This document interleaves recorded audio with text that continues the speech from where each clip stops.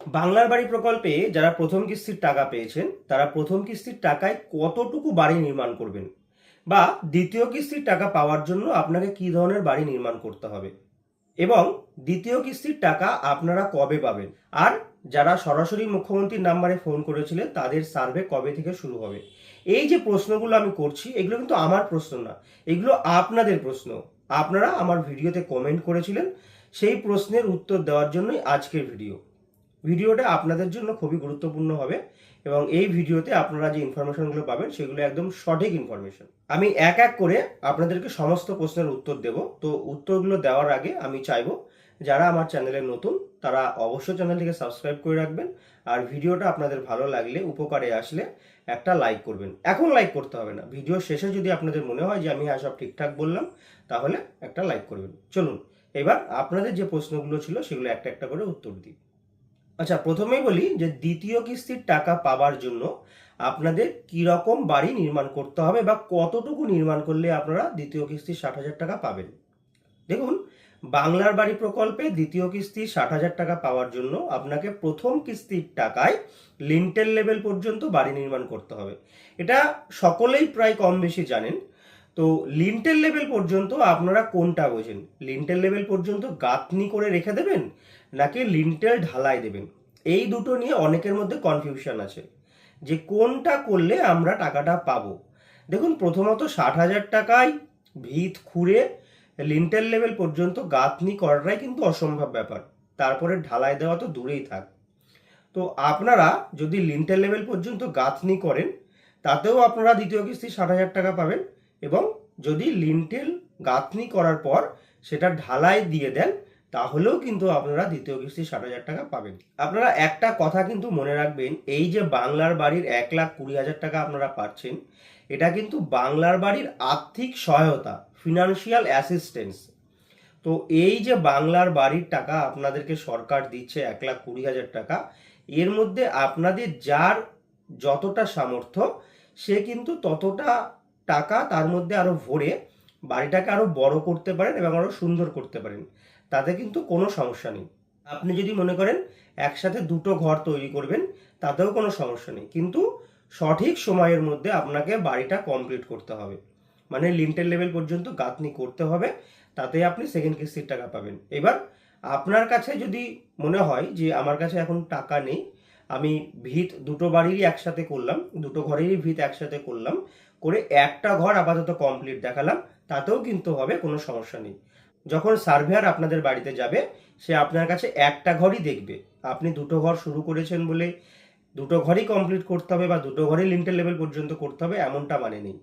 Surveyor যাবে আপনার বাড়িতে, সে আপনার একটা ঘরেরই ছবি তুলবে। তাই আপনারা যারা বড় করে বাড়ি নির্মাণের কাজ শুরু করেছেন তারা আপাতত একটা ঘর লিন্টেল লেভেল পর্যন্ত ঢালাই দিয়ে দিন। দেখুন, ভোট ডিক্লেয়ার হয়ে গেলেও কিন্তু সার্ভে কিন্তু কম বেশি চলছে। তো সার্ভে করতে গিয়ে দেখা গেছে অনেকের বাড়িতে আগে থেকেই ভিত পর্যন্ত গাঁথনি করা ছিল, তারা তার উপর থেকে গাঁথনি শুরু করেছে। তো এমনটা করলেও কিন্তু কোনো সমস্যা নেই। প্রথমেই বলেছিলাম যে এটা বাংলার বাড়ির আর্থিক সহায়তা। আপনার যদি ভিত পর্যন্ত গাঁথনি করা থাকে, আপনি তার উপর থেকেও যদি গাঁথনি শুরু করেন তাতেও কিন্তু কোনো সমস্যা নেই। সরকারি নির্দেশ অনুসারে 270 স্কোয়ার ফিটের একটি বাড়ি আপনাকে নির্মাণ করতে বলা হয়েছে।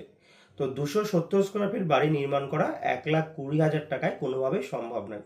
তাই আপনারা চেষ্টা করবেন অন্তত 12 ফুট বাই 12 ফুট, বা 12 ফুট বাই 10 ফুট, বা 13 ফুট বাই 12 ফুট এরকম ধরনের একটা বাড়ি আপনারা নির্মাণ করবেন, তাহলে পারে কিন্তু আপনার দ্বিতীয় কিস্তির টাকা পেতে কোনো সমস্যা হবে না। আচ্ছা, এবার বলি বাংলার বাড়ির দ্বিতীয় কিস্তির টাকা আপনারা অ্যাকচুয়ালি কবে পাবেন।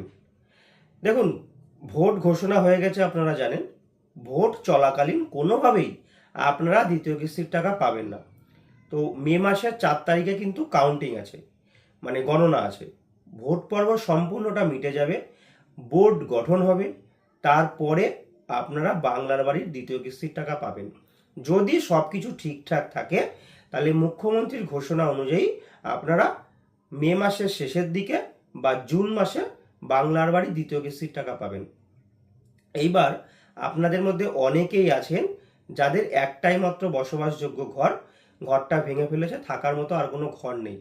যদি আপনার কাছে ঘর কমপ্লিট করার মতন পর্যাপ্ত টাকা থাকে সেটা আপনি টিন দিয়ে হোক ঘর কমপ্লিট করুন, ওপরে টালি দিন, বা যাদের একটু সামর্থ্য ভালো আছে তারা যদি মনে করেন ছাদ দেবেন তাহলে তারা ছাদ দিয়েও বাড়িটা কমপ্লিট করে ফেলতে পারেন। দেখুন আমি স্ক্রিনে একটা ছবি দেখাচ্ছি, ইনি কিন্তু অলরেডি প্রায় বাড়ির কাজ সম্পূর্ণ করে ফেলেছেন।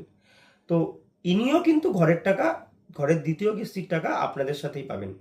যারা লিন্টেল লেভেল পর্যন্ত করে আর এগোতে পারছেন না তারাও যেমন দ্বিতীয় কিস্তির টাকা পাবেন, যারা সম্পূর্ণ বাড়িটা কমপ্লিট করে রেখেছেন তারাও কিন্তু দ্বিতীয় কিস্তির টাকা পাবেন।